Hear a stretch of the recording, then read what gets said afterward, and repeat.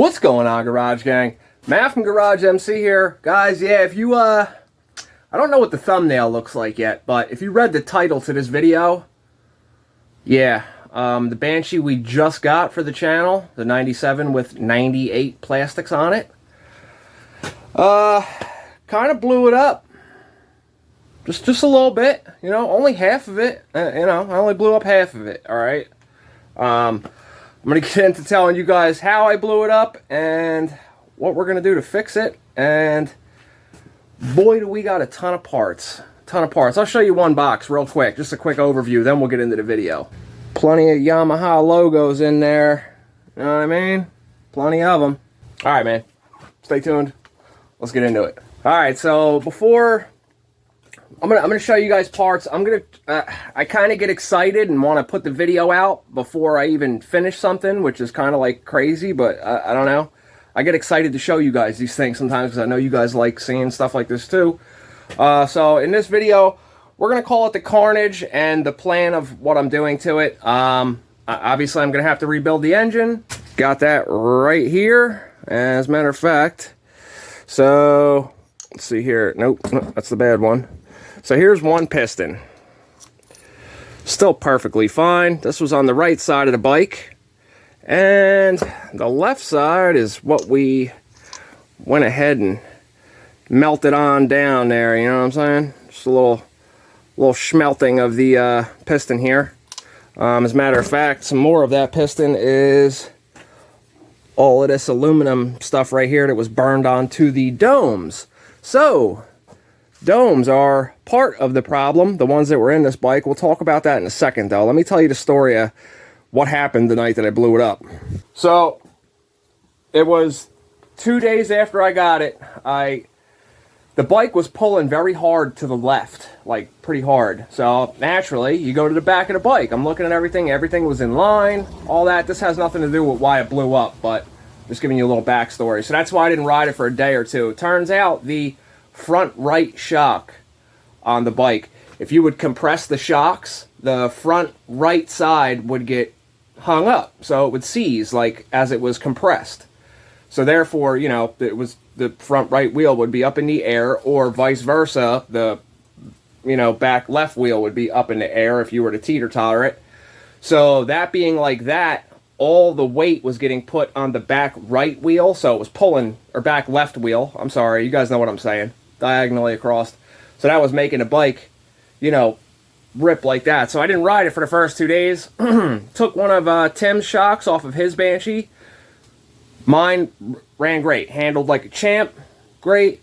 So that very evening, it was like 8 o'clock at night, I said to Emily, I said, yo, you want to go for a ride on the Banshee? You know, she likes to go on the back of the quad sometimes. Or, well, all the time. I don't like to have a passenger because any of you guys that have rode with somebody on the back of your quad, it totally changes the whole geometry of the ride. It's not pleasurable for the person driving it. So we go, you know, take trails out. We go to Wawa. We went to the bar, had a beer. And then we're at the bar and I'm like, hey, let's, and I don't drink all the time. I'll have a beer like once in a blue moon, guys. So I don't think I'm like some alcoholic or anything like that. I've maybe been drunk a handful of times my whole life. But anyway, so I'm like, yo, let's go to the pit. There's a big-ass pit out here. I'm not going to say which pit because, you know, I don't really want people to know what area I live in. So to get to that pit, we have to go through the trails from where we were at the bar, and then we have to get out on a main road, a 65-mile-an-hour road. Pretty heavy traveled artery through New Jersey from east to west. So we get out there, and I crack this thing wide open. Rap, wap, wap, all the way in 6th gear. We're in the shoulder, passing cars that are doing 70. Just woo! And it was running great, running real good. And it just said, wow, and it shut off. So I was going fast enough to pull the clutch in and coast all the way to where we had to turn in. As soon as we got to that side street, I popped the clutch and it fired back up on one cylinder. So I'm like, all right, I just hurt the bike. We're not going to the pit. Got to ride the quad back home somehow. It gets me halfway home, and then it just gives up the ghost. So, yeah, we melted the left piston. What it turns out was it overheated. So there was a pinhole in the radiator, and it was nighttime. You know, we were out in the woods at like 1 a.m. stuck. Tim had to come get me with my stepsister and pull us out to the truck. So anyway, next day I did a compression test. The right cylinder had 175 psi. This is after it blew up. The left side obviously only had 10, but part of the reason was this bike had 17 cc domes in it. I don't know if I can get you guys like, yeah, 17 cc 9-degree domes in it. So the difference with a dome like this, let me pull out a 21 cc dome, and then for any of you guys that don't understand what that means, I'll explain it to you to the best of my ability. Hold on one second. Alright, so here is a brand new 21 cc dome. You guys can see 2-1 on the end there. Okay, so here's the 17s, right? This is the one that obviously the piston melted onto. I was cleaning that up. These domes are going to go to stupid fast, John. These are more for like alcohol or methanol or some type of crazier setup. So anyway, this is your squish band, right? So the lower the number on these, like since this one's a 21 and these are a 17, here's your difference. You guys see the difference clearly? You see the squish band area here? So the lower the number, meaning at, you know, top dead center, and don't quote me on this, but at least you'll understand what I'm saying to a certain point. At top dead center with the piston, you could fit 17 cc's in this area. This one, 21. So being a lower compression ratio, the 17 being a higher compression ratio. Best way I could think to describe that to any, I know a lot of you guys know exactly what I'm saying, and probably know more than me, some of yous anyway, or, you know what I'm saying. Anyway, so the difference in compression ratio would be like, take a firecracker, right, and put it under a garbage can upside down and light it. Wait for it to blow up. What's it going to do? It's going to make a noise, but it ain't going to blow the trash can off of it, right? Take that same firecracker and put it under a 12-ounce solo cup, and then let it pop off. It's going to blow the cup. You know, it's going to blow it away. That's the difference with compression there. So after melting the left side piston down and then running a compression test, the right side had 175 psi. That's like above needing race gas in this bike. The previous owner I got it from didn't say anything to that. And if you guys look at the last video when I was talking about it's got a cool head, I don't know if it has 21 or 22 cc domes. Well, turns out it had 17s in it. That's a lot of compression, man. It's a lot of. We should have been running straight race fuel. Previous owner didn't say a word to me about running race fuel. He just said he runs 32 to 1. I know 32 to 1's a rich oil mixture. Some of you guys are going to be like, oh, I run 50 to 1. That's great. Everybody runs their own type of ratios for their own reasons, so save your comment on that. But anyway, we got a bunch of parts here, man. I kind of went a little overboard ordering stuff, and most of it is here. I think out of like 40-something items that I ordered, we're still waiting on like 5. But anyway, let me show you guys the parts. The engine, I'm going to build the engine on my own time off camera. So you guys will just get to see what goes in it. Yeah, if you guys are looking for a more like detailed video and you're building a Banshee engine yourself, check out some of my friends that already have very detailed, great videos out that I'm probably going to reference to myself for a few certain things. Stupid Fast John has Banshee engine builds. My buddy Mike Sabo, he has a Banshee engine build video that is chapter by chapter with the climber manual, so you can watch his video and, you know, it's all stamped and says what, you know, chapter he's in and torque specs and all that good stuff. Very inclusive video, and I'm sure there's a bunch of other people out there, but, you know, I'm only supporting my friends here, so it just is what it is. Anyway, all right, let me lay out all of these parts that are already here. We'll take a look at everything. And I'll show you the Banshee too. I got it stripped all the way down. Alright, man, so first things first, guys. Let's talk what top end I decided to go with. I chose the Athena 370 kit that is supplied by AZ Quad Parts. AZ Quad Parts has their own port to these cylinders, everything like to their specs.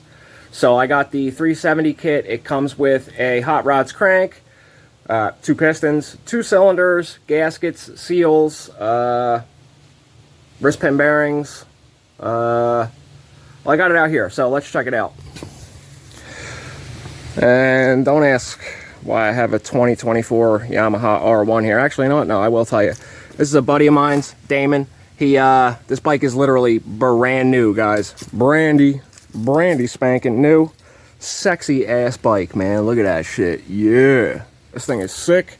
So it's 2024, you know, 11/23 build date. He had it on the motorcycle stand, and the stand gave way and scratched up the swing arm. So he doesn't want to take the swing arm off the bike. So I'm gonna have to take the exhaust off, the pegs on both sides, and intricately tape this off. I have the touch-up paint that is this exact paint code. And yeah, he also scratched up his wheel. He's gonna put wheel tape on that though for now. So I gotta get this out of the way. Anyway, here's the AZ Quad Parts kit. Hot rods crank, gaskets, seals, both pistons obviously. And then here's the cylinders. These are a triple ported, Nicosil coated cylinder from AZ Quad Parts. You can see their logo right there, AZQP, Athena, and it's the 370 kit. Here's what the cylinders come like out of the box, and you know, I can't just leave stuff alone. So I went ahead and vapor blasted one, and I wanted you guys to see the difference with the vapor blasting. I'm not going to change up the porting at all, but what I am doing is cleaning up the exhaust port. Let me see if I can get you guys a view of this. You guys can see that there is, if I can get some, it's bright as hell out here and I can't find any light. What the hell is going on here? Well, you know, it's got casting marks and stuff. So what I'm doing is just on the exhaust side, I am cleaning it up so it, you know, flows better on the exhaust side. I'm not changing anything. I'm just taking the casting marks and the flashing out of it, basically. But vapor blasting them for sure, because this just bare aluminum will stain pretty bad. I hope you guys can see the difference there. Yeah, so that's the direction I'm going there. So that's going to be our top end. The cool head survived. I'm putting new domes in that. And yeah, so let's look at some other parts I got, and then we'll, you know, end the video. So for starters, we got a brand new work rad and work lines. Over here in engine batch 1, so you guys seen the new cool head domes. Those are 21s that I ordered. I also have a set of 22cc turbo domes that AZ Quad Parts makes. At 22cc, it'll be very safe for pump gas. I don't race, guys. I just like my bikes to be very fun and crisp out in the woods. I'm waiting on the outer pressure plate, but Yamaha OEM inner clutch hub, stator cover gasket, OEM stator, water pump cover, circle center insert, Vito's high performance clutch. I got a brand new clutch cover, even though the other one was perfectly fine, but you know, I just wanted to get a new one. I have another drainable water pump plate on the way, because that one bolt stripped, and you know, why not just get a brand new one? I got some yellow lines for the carbs, which are right there. I got to clean those up. There's the other dome, the 21. I got every bearing for the whole bottom end, every single bearing. We got a billet clutch basket, titanium head studs and nut kit, the new O-rings for the cool head, gaskets, seals, so I got those like in double and triplicate. I got the titanium clutch pusher with the pancake bearing mod, a full billet water pump gear assembly, and then any crush washer, E-clip, or any like consumable part that's in the bike that, you know, when you're doing an engine build, like you should buy new stuff like that, you know, E-clips that get stretched, or I usually buy the thrust washers too for everything. I got the new C-clip that holds the bearing onto the shift drum, because that's another part that once you stretch it, it loses its integrity. What else did we get?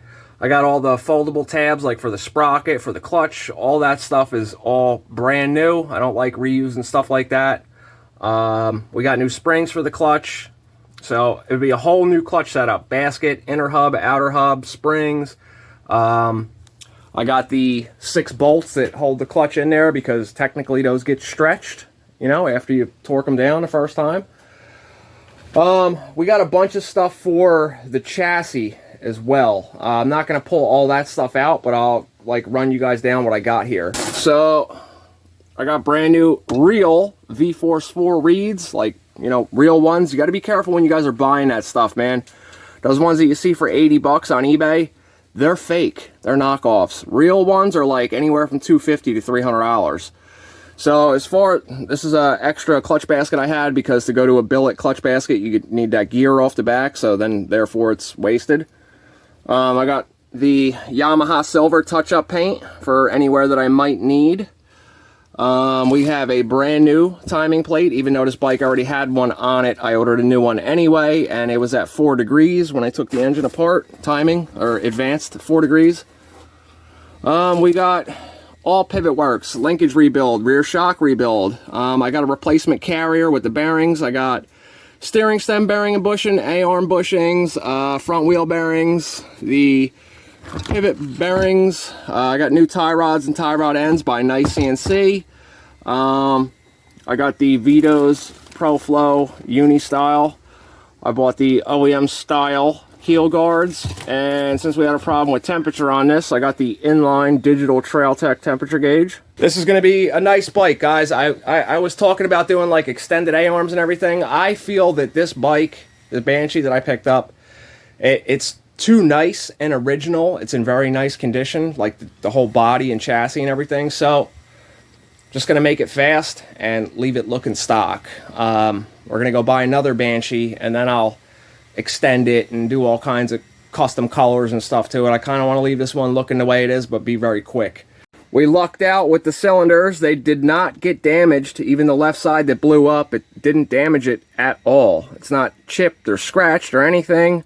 The JD etching on there, one of you guys commented in the last video, that's Jim Duncan or James Duncan Racing. So those cylinders are worth quite a few bucks. Matter of fact, in this engine, it still has the OEM crank in it. For any of you guys that know what you're looking at there. 29L. That's an OEM crank. The crank came out perfectly fine. It didn't get damaged at all. Good thing we're in here because this is your gear that connects the kicker to the basket. This circlip was just floating around in there, which is part of the reason why I say little stuff like that, little C-clip right there, just replace it, because obviously that's been stretched and came off. That could have bounced around and got up in between the gears and created a lot of damage. So, you know, I'm not mad that this thing blew up. It is what it is. Who would have guessed that it had 17 cc domes in it? That's like insane for, you know, just a pump gas quad. You can't run pump gas on 17 cc domes, not for long anyway. So, you know, we're going to continue running the Bill's pipes for now, and stock carbs rejetted for this setup. And yeah, that's about it. Let me share a little piece of lighting that I actually let a company send me so I could review. Guys, I get emails like 50 of them a day, and they all start out with collaboration opportunity. We feel that your content and our product go very well together. I stopped reading those things because, one, I get so many of them every day, and two, you click on the link to look at their product and it's like shower curtains. Like, that kind of pisses me off. Like, you watch my content and you think your product would be a good fit, and it's shower curtains? Do you even know what I do on YouTube? But one of the companies had something very cool. Check this out. So this is a loading bay light. It's on like a scissor stand. Like, it'll extend like 4 feet from the base there where it mounts. I'm trying to figure out where I'm going to mount it. But plugging that thing in and turning it on is like the sun literally came up in the garage. It is insane how bright it is. I made the mistake of looking at it and I couldn't see for like 5 minutes. That's how bright this thing is. LED, plugs in the regular 110 outlet. Put the link down in the description and check one out if you guys want one, man. I definitely would say it is worth, you know, the money if you guys are looking for some custom lighting. So I'll share the link down in the description with you guys on that, and I'll also show it to you in this video plugged in. Alright guys, so like I said, I'm going to put the link to this light in the description down there. Not really sure where I want to mount it yet, so I just clamped it to the bench real quick. So I already have lights on in here, but you know, it's got, you could pivot the head, you could put it somewhere and then tighten the bolts so it stays. You can lock which way this tilts this way by tightening these. This can spin, so you can get like a whole 360 degrees, maybe even more of range where you want to point the light. So I'm going to shut my lights off in here. So, well, this is on, but it's not facing the way that we're looking. So I got a little under cabinet light there, but let's take a look at, you guys can see, you know, here, let's really get carried away here. Let's turn all these lights off. How about that? We'll turn this one off. Shit, we'll unplug this one. So that's off. We'll go ahead and shut this ring off. It's gonna get dark for a second, bear with me. So it is pitch, oh, great. I got the lights on in the damn sandblasting cabinets. All right. Whatever, you'll get the point. So I'll point this at the engine where we're going to be working. This thing is super bright. So I like to have a lot of good light when I'm working on something. And, you know, that's definitely going to, I mean, yeah, it's damn bright, guys. It's damn bright. Very cool light, LED. I don't know how many LEDs are in it, but if you guys are interested, check out the link in the description. Alright, man, it's like the end of the day. Yeah, been going all day cleaning stuff. I woke up at like 4:30 this morning. It's like, I don't even know, 11 o'clock at night or something now. Pretty beat. I'm gonna clean up the yard a little bit tomorrow morning because Halloween's coming up. Timing worked out a little bit. Jesse's 426 build, having a little problem with the circlip where it goes into the frame. It was never removed before powder coat. My own fault, I guess. So had to strip the front end off, back off, take the oil cooler back out, oil tank back out, and get that taken care of. So, you know, we got a little bit of downtime on that, I guess. No more full customer builds. No more full builds. At least not for a while anyway. But this is where we're at this point. Got the cases stripped. I was cleaning all the material off. I vapor blasted the inside. These cases were powder coated black at one point. I kind of like it like that. You know, it's fine with me. Got my transmission all laid out. Everything's all organized. A little half circle, a little moon clips, whatever you want to call them. Got all the other little bolts and everything over there. Everything's all nice and, you know, set out. I inspected everything. All the gears are fine. I found the other half, not the other half, but I found this washer that goes behind this C-clip. Good thing I ordered a new one of these, like I always do. I wasn't expecting that to be just floating. This was stuck in the clutch cover on the side of the gasket towards the clutch cover, not in the trans. So that was cool. This one was just literally sitting in the bottom of the lower case, just like it was just chilling down there. So no big deal. At least we got that because I didn't order one of those. It's perfectly fine. It doesn't look like it ran into anything. This either came off and then got damaged, or was damaged before and somebody tried to reuse it last time, but you know, there it is. It's got two different screws on the little plate that holds in the shift drum. I'm pretty sure I have plenty of these screws. I don't mind the Allen head. It's not like it's going to make a big difference. And yeah, that's where we're at. So tomorrow, I'm going to get some stuff cleaned up for Halloween. And, you know, we don't really do the Halloween thing around here anyway. Plus, I don't like a bunch of people in my yard for obvious reasons.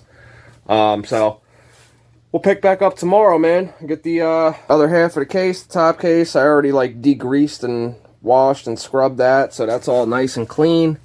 And you guys can see the powder coat on there. It looks pretty good. You know what I mean? I'm gonna clean that up and get the rest of the gasket material off of the mating surfaces for this. Don't mind me, guys. I can't even talk. I'm half dead right now. I'm just tired as hell. Yeah, so the vapor blaster takes a lot of that off, but I will sit there with a gasket scraper and get the majority of it off, because I don't want that stuff going in my vapor blaster. So, all right, we'll pick back up tomorrow, man. We'll be filming this for the next few days. So this is probably why you haven't seen a video in, well, 8 days at this point. No, 5 days at this point. So we'll see. See you in the morning. Next day, guys. I can't, not working on the Banshee today, but being that I showed this to you in this video, I'm going to show you where I'm at with it. Hold on, let me turn my fan off to my spray booth. Okay, now you can probably hear me a little better.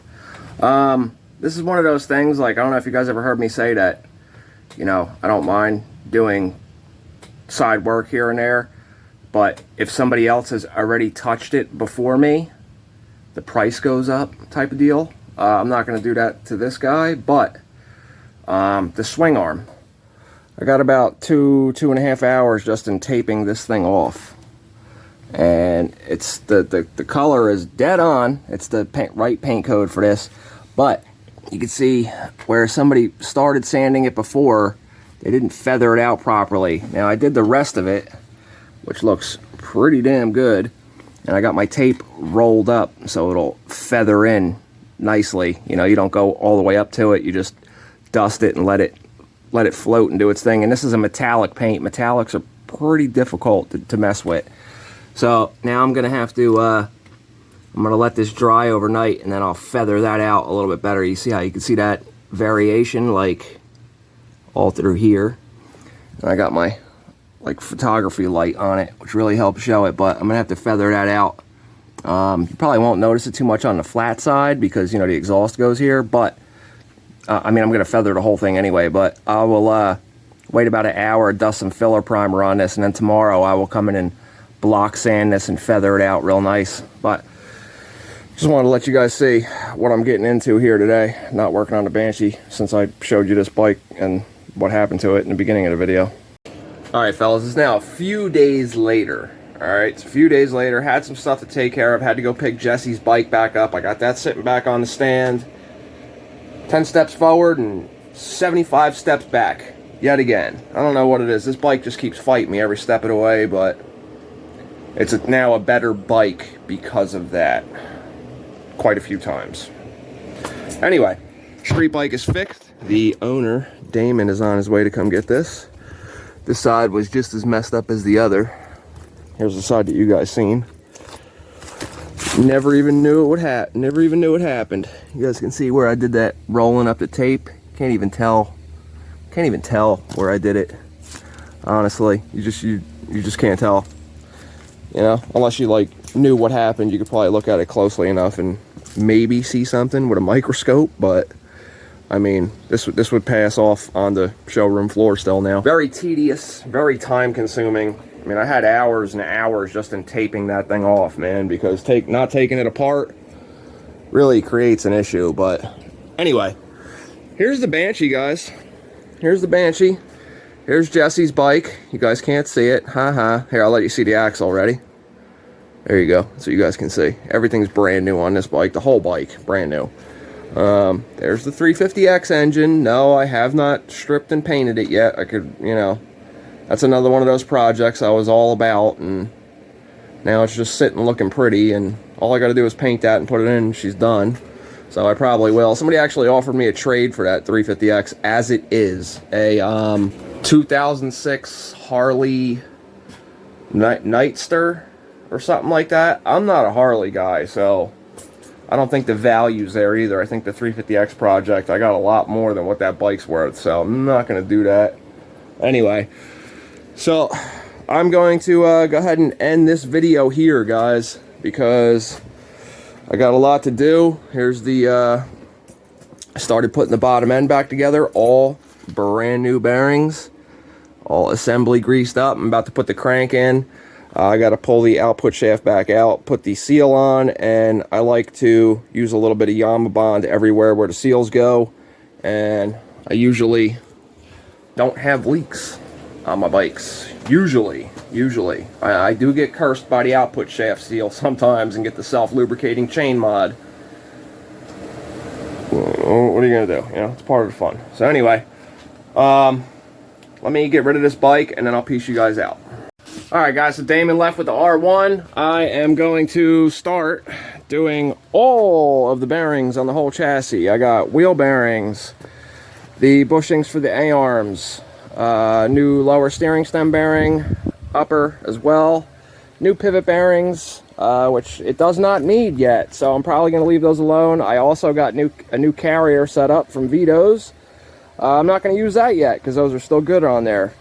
What I am going to do though is the linkage and the shock rebuild. So I'm going to film swapping the bearings on the whole bike. That will be in a separate video. So the next video on this, you guys will see this thing getting all its bearings done, which I'm going to do today. And I got to do it quick because I got the Banshee spread out across the whole garage and I don't want to just stuff it in a box. So today and tomorrow I'm going to finish this whole bike and get it running again with everything all brand new. Took the bumper off because you guys are going to have to watch the last video on the Banshee when I first got it, and then that'll tell you exactly which bumper I decided to put on this. And it's chrome, so it matches the OEM rear grab bar. But anyway, thank you guys for watching this long video. It was just a vlog style to let you guys know what happened and what direction we're going, check out some parts, and I'll see you guys in the garage next time. Don't forget to throw me a thumbs up. If you have not yet subscribed, hit the subscribe button. It's free. We also have the channel members board. If any of you guys are interested and want to be a part of the channel, go ahead and jump on in there. And that's it, man. I'll see you guys in the next one.